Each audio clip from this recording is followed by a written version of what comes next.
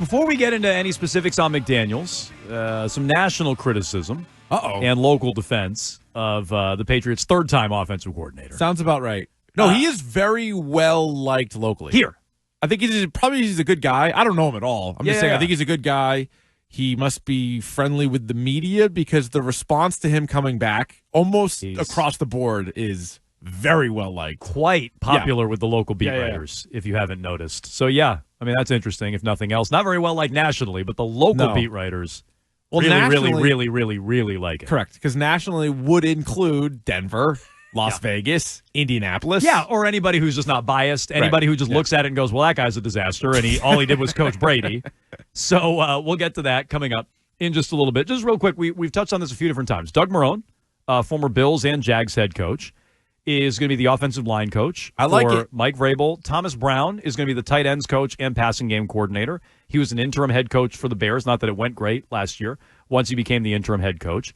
But these are veteran coaches who aren't first-timers, littered throughout the coaching staff like it was a year ago. And the irony, Keefe, as you said earlier, Gerard Mayo's the one who needed all these guys. Gerard Mayo needed McDaniels. He needed Doug Marrone. Yeah. He needed Thomas Brown or people like that, and they gave him none of it, where with Vrabel they're doing it. So I'm not criticizing them for bringing in experienced coaches with Vrabel. That's good. And I like that it's not just all Vrabel guys from Tennessee, too. That's another nice byproduct of this. You got guys from Ohio State. They just hired a Texas A&M guy. There's young guys, there's old guys, there's all kinds of stuff on stuff. Marrone, if I'm not mistaken, Marrone and Bill O'Brien have a connection, which I think is illustrated by him spending last year at BC.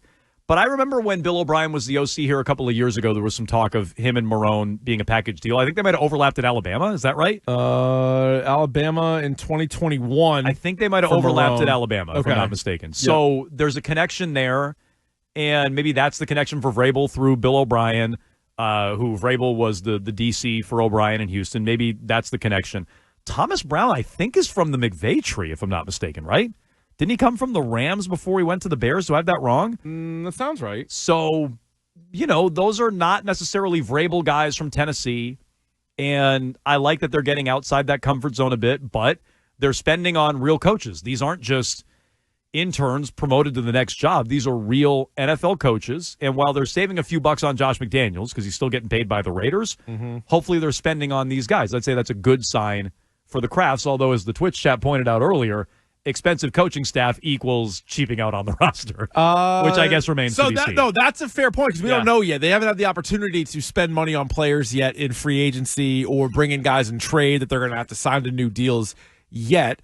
I do think overall this is somewhat promising, though. I'll take the small, positive step forward where I'm sure Vrabel's getting paid a good amount. They still have to pay Gerard Mayo, Terrell Williams, Doug Marrone, some of these other guys. You're paying multiple coaches now because you basically got rid of everybody. See the report today, Dante Hightower's out.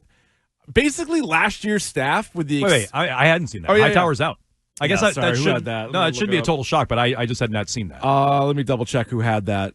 Make sure it wasn't a fake, because you know how these fake Sports Talk, accounts, you got Sports Talk ball sacked? I might have gotten ball sacked. No, I just haven't seen it. I believe you. I had not seen that report personally. But yeah, I'll double check on that. But so across the board, you're probably paying 2 linebacker coaches, 2 offensive coordinators, 2 safeties coaches, 2, you know what I'm saying? They're willing to do that, then you can't stop short. What's the point of that? What if you go nuts and you overhaul the coaching staff completely? I really, really hope that the Crafts don't say, you know what, it was only a coaching issue. No. It was also a player issue. Oh, yeah. And my hope is Vrabel and all these guys coming in are going to make that pretty clear. And I think they kind of did. Without burying everybody, Mike Vrabel's press conference, he was asked a question as innocuous as, what kind of players do you want? And he's like, good players.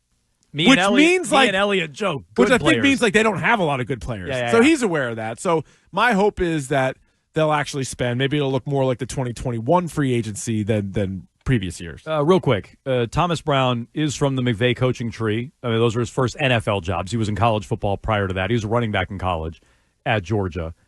Text line does highlight this, though, and I half agree with it, half disagree. Thomas Brown, garbage hire. Whoa! Keep him away from the offense. He was awful in Chicago, which I don't actually agree with. I thought the play calling got head and shoulders better when he was the play caller for Shane Waldron, replacing Shane Waldron last year in Chicago. I thought it got much better. DJ Moore was very sketchy to start the year. Keenan Allen, sketchy to start the year. Those guys had much better finishes. So I disagree with the Chicago part. Here's what I forgot about. He was the offensive coordinator in 2023 for Bryce Young and the Carolina Panthers. They were not good. That was real bad Bryce Young, who looked much better this year. So if you want to hold Carolina against him, fine. I think when he actually started calling plays in Chicago last year, they got a lot better. 3 years with Sean McVay. He was the assistant head coach in 2021 and 2022. So Panthers, not great. Bears, up and down, I guess you could say. Mixed. Also not the offensive coordinator. So like Doug Marrone, not the head coach. Mm-hmm. You put these guys in sort of lesser roles. Yeah, I'm okay with that. He's your passing game coordinator. He's your tight ends coach. It's still Vrabel, way at the top. McDaniels. Josh McDaniels, Williams. And these guys are helping. Else. Yeah. So I'm good with that. That's a good way of putting it as well. As for Josh McDaniels. Real quick, Mark Daniels had Dante Hightower and Drew Wilkins are not returning to the Patriots. Okay. I'm a little surprised about Hightower. He's probably a Mayo guy. Him and Vrabel didn't overlap at all. Is he a Mayo guy? I'm sure Mayo was like, hey, probably. let's bring him in. It's probably like, yeah. I don't know. I mean, I'm not saying anybody really deserves their job back after last year, but you'd think a guy who was a good player here, maybe Kraft, would say, hey, can you keep him on staff? I don't know. I mean, the answer is clearly no, but I'm a little surprised by that. Anyway, Orlovsky, my guy Dan Orlovsky. Yep. Tweeted, what did he say now? Tweeted this out. It's a screen grab, I'm guessing, from like NFL Live or something like that, it looks like. Maybe it's Sunday Countdown. Raiders under Josh McDaniels. And it says NFL ranks from 2022 to 2023 week 8 when he got fired. Okay, so a year and a half there with the Raiders. Dan Orlovsky. I've heard that. Perhaps he'll walk this back too. Okay. Play action percent for the Raiders offense under Josh McDaniels, 26th. This is the last time he had a job in the NFL. Shotgun percent, 53%, 30th. Motion at snap, 7%, last. So he highlights all these stats. Pelt, Spider-Man meme. No motion. No motion at the snap. Yeah. They weren't in shotgun. No play action. Okay, they were 26th, 30th, and last in percentages. So he tweets those out and he says, I don't love this for Drake Maye. This guy's been all over the map, though, for Drake Maye. He didn't want to play him last year. True. Yeah. But just on those stats, forget Orlovsky being the messenger here on this. Maybe you can't separate the two, and that's fine. I have a hard time doing it myself. But I think that's a fair criticism of McDaniels. Like, all these things that you want in a new wave offense, and this is what we talk about, Keefe, why we would have preferred someone from the McVay coaching tree, which ironically they're bringing in Thomas Brown. The reason you want that is you're in shotgun, and it is play action, and there is motion at snap. McDaniels did none of that when he was with the Raiders as their play caller and head coach. Now, Brian Hoyer responded to that tweet. He goes, what does this even mean? We got an old quarterback fight. What would you love for him? Hoyer says. Yeah, a scrubby quarterback battle. Yeah, more play action.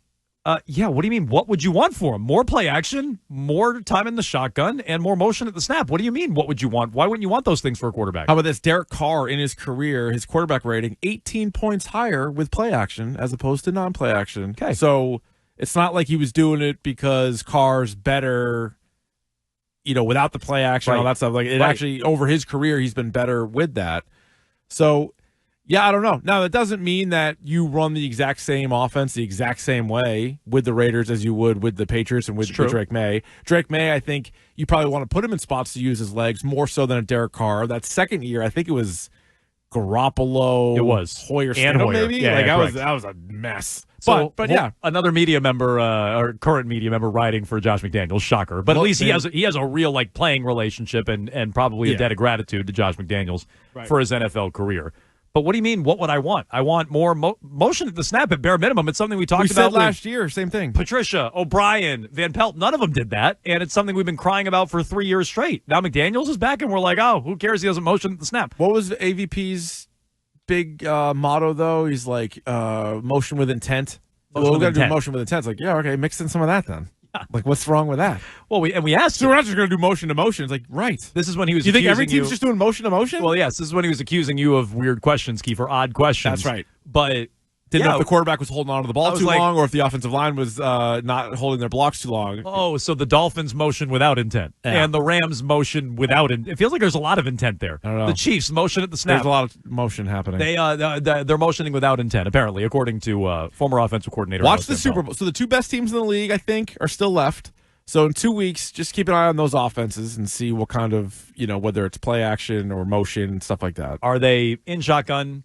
Is it play action? And is there motion at the snap? Do you have an overall take? Do you like a ton of shotgun, no shotgun, some shotgun? I like shotgun. Yeah, you have obviously the answer is you need a quarterback who can do both, but I would skew way more shotgun than not. I think Drake Maye, the modern quarterback is almost in it entirely in college. High school, you watch a high school game, these guys are in shotgun the whole time. So they are used to it. You'd like to be able to do a little bit of both, obviously, but yeah, that's the question. We don't know the answer yet. It's like, will Josh McDaniels get the most out of Drake Maye? That's like the bottom line for the upcoming season and years beyond. And maybe he will, but I would just say those stats don't tell a great story. That's all. I am with Dan Orlovsky on this one. As some would say, I stand with Orlovsky. You stand with Orlovsky? I stand with Orlovsky on this one specifically. Yeah, just this one. I got